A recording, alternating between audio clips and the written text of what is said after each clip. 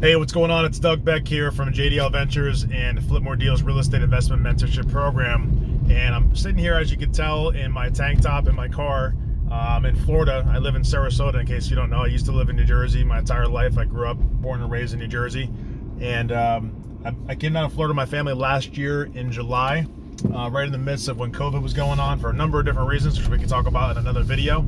But I wanted to shoot this video on purpose in my current sort of attire, if you would. I'm on my way right now to head to the gym. And, for me, the purpose of this video is really for you. But for me, the purpose here is to let you know that, authentically, I come from an athletic background. I am a real estate investor. I'm a business owner and entrepreneur. I'm also obviously a family man. I have children and a wife. Your story may be similar or different than mine. You might be younger or older than me. You might be about the same age. I'm not too sure. But ultimately, I think authenticity is the key to really having fulfillment in life and not being afraid of being who you actually are. Even if you're in front of other people, obviously, obviously you can be who you are by yourself. But when you're in front of other people, sometimes we have to change to be something that we aren't naturally. Now, am I saying that I would wear a tank top, red tank top for the gym? Would I wear that in front of an audience if I'm doing a presentation for corporate executives or something to the tune of that? No, I wouldn't, because I would want to use logic to make sure that I'm dressed appropriately for the setting. But I would still be authentic in my approach. I wouldn't sugarcoat things. I would be who I naturally am as a person. And I would let my attire just reflect, the right environment, but also not let it change who I really was internally. So I think it's a very important little nugget. I'm doing this video for a number of different reasons. Some of you might see it as part of our 30-day close a deal challenge. Some of you might see it on the internet somewhere else. But ultimately, if you don't know what I'm talking about, you can check out our website. Just go to flipmoredeals.com and learn more about it. Or if you're already in it, you'll hear this video as well. Authenticity is the key message for this video for right now. And in addition to authenticity, I wanted to share a quick story also around the concept around basically putting what's most important first, and really most importantly, you're number one. You yourself. I mean, or you're obviously your God. If you have a God you believe in or trust, obviously I wear this not just to look nice and to have a cool chain on my neck, but actually because I believe and trust in the faith of my God. But ultimately, you might have something else that you believe in. And that's part of authentically being who you are as well. But let's talk about you, yourself, and not just authenticity, but also what's most important for you. And I believe that besides just, having faith and having prayer and things like that in your life, I mean, you focus on your spiritual life. There's a number of different things. For today, in this video, I want to focus on our physical life, or life in the flesh.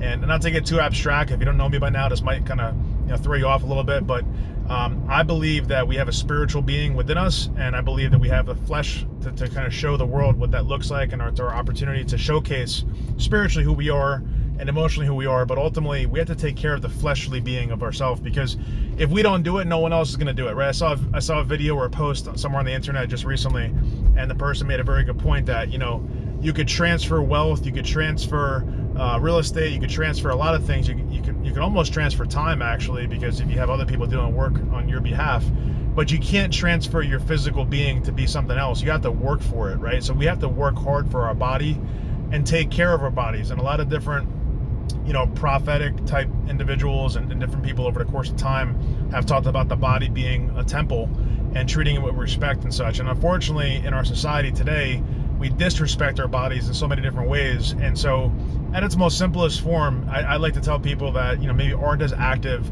just to get out and move a little bit. Just move the body. Go out and get some fresh air. Go out, take a walk. Go breathe some air, and also get some sunshine, hopefully. Go somewhere you like to go. If you live by the water, go to the water maybe. If you live by a lake or a pond, if you like water. Or if you live by the beach, even better, go to the sand, go to the water. Just chill out, reflect. Take the time you need to just be with yourself, and then ultimately get your body some of the things it needs, like being outside. I'm not a scientist here, but I'm just telling you, there's certain nutrients we get from the sun. There's certain factors of just breathing clean air, right, around an environment that's in a natural environment, not just a air conditioned or whatever internal inside type house place or building. And so I think that's number one. And number two would be take it to the next level. Maybe you start hitting the gym up. I don't know what it's like by you right now, but down by me, masks are required for COVID in different places, but the gym, they're not requiring masks. And that has been a blessing for us because, again, not to go political, but our belief is to have the freedom to choose. And when it comes to, taking care of our physical bodies and protecting ourselves, and we don't want to wish anything upon anybody out there to have any negative impact of what COVID can do potentially, or any illness can do. But we all know also that we live in a world full of diseases and illnesses and things that, frankly, are actually hurting more people than anything that we've seen recently. So things like cancer and high blood pressure and high cholesterol and things like that. Physical ailments that are caused by lack of respect typically for our physical being. And so, for me, my journey from a physical sense has begun a long time ago, really, and I've been an athlete most of my life. But for you, it may not be the case. You may be used to just kind of being sedentary or very not so active. But whatever part of that spectrum that you're sitting on right now, you can make the decision to change it. And my message today is to be authentic in changing it, though. Make a decision that you're going to change it for the right reasons, and make a decision that you're going to step up your game for your physical self, because guess what? When you change your physical being in a positive way, typically the rest of your life starts to also change in a positive way. You'll find a lot of synergy and a lot of connections, because physically being sort of quote unquote in shape will actually lead to also mentally being more clear. A lot of times it will address some emotional challenges like frustration or anger or anxiety and things like that. And in addition to that, it might even reconnect you to your spiritual faith, because you'll be more proud of yourself to be able to say, wow, God really does care about me. I can get myself in a better place physically, and I do look a lot better than I looked before because I'm actually taking the time to take care of myself. But the challenge is no one actually cares about yourself, but no one cares about you in that sense of taking care of yourself more than you yourself can. And so we need to be selfish, I tell people, and it sounds weird, but we have to be selfish for our own sake, in the sense of taking care of our bodies, right? And again, I'm not here to be your personal trainer. I've never done that, although I probably could. I've been a competitive athlete most of my life, from growing up around basketball to moving into Division I track and field and being one of the top throwers in the whole United States, in fact, with discus. I had one of the best throwers in the country when I was in competitive college athletics back in 2006, 2007.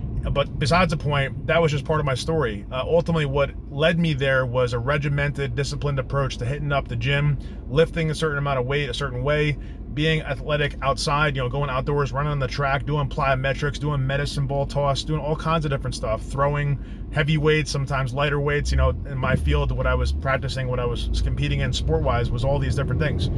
So what am I actually saying for you, though? What does that mean for you? You don't need to be a competitive Division I athlete or an NBA player or anything like that, or NFL player, to just be more active than you are today. You just need to take that first step. So going back and kind of tying it all together, be authentic to who you really are. Don't be ashamed of who you are. Address yourself and be okay with being the fact of where you're at today. Take inventory of where you are today, but ultimately also acknowledge the fact that you're probably not as active physically as you really should be and could be, and that you have to be to get to where you want to go. And so take back control of that. Create a regimen of just waking up, getting a glass of water, maybe going outside, taking a walk, and then turn that into maybe going to the gym, doing something active. If you live by the water like we do down here, go to the beach, take a walk. Try to connect your family, if you have a family, into the process. If you have children or a significant other, bring them with you to go and hold you accountable, and also hold them accountable. It's a really nice thing. I have that relationship with my wife where we go to the gym typically together. She's there a little bit earlier than me today, but ultimately that's helping me stay accountable and her stay accountable. We're kind of pushing each other for the right reasons to get better and stronger and more, focused on our physical health. Like I said, no one else is going to take care of it besides you. No one else can take care of it, really. And I'm not a fan of anything that possibly could. For example, taking prescription medication to help resolve symptoms of ailments that could be actually eliminated by just being physically more active.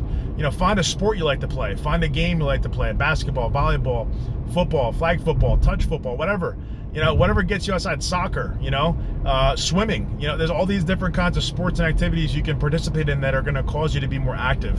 And that's going to get you to free up and feel better, especially in this time and day where we're living in with the world the way it is. We're being told to stay inside, or we were being told. Now it's like you can go outside, but you got to be wearing a mask in certain places everywhere, and you got to be cautious and fearful and all this other stuff.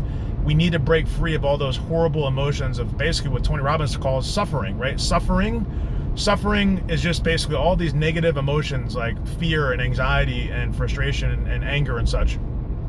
All that will go away when you decide to have it go away, when you take action to make yourself move more and just move the body, right? Move the body, that will lead, as he says, your motion turns into your emotions. Tony Robbins talks about this. So again, just kind of pulling all together. This is Doug Beck, JDL Ventures, Flip More Deals, Real Estate Investment Mentorship Program, but I can also offer you help from a business standpoint or a life standpoint. In fact, if you go to my website, douglasjbeck.com, you kind of get to know a little bit more about me. If you're seeing this video somewhere else, you can read about and learn about and watch about and hear about from me, my story, my background and such, my corporate experience, and also my small business and medium-sized business growth. We're in a growth phase in most of our businesses right now, of my experience with that, and also outside of that, who I am as a person, and who I can be for you potentially, or someone that needs the help in those areas. So again, I just want to put out this message for everybody. Appreciate you listening to this. I hope that this helps. I hope that it gets you focused. And wherever you're seeing this video, if you could throw a comment below or share it with a friend, I'd really appreciate that. And with that being said, I'll talk to you really soon. God bless.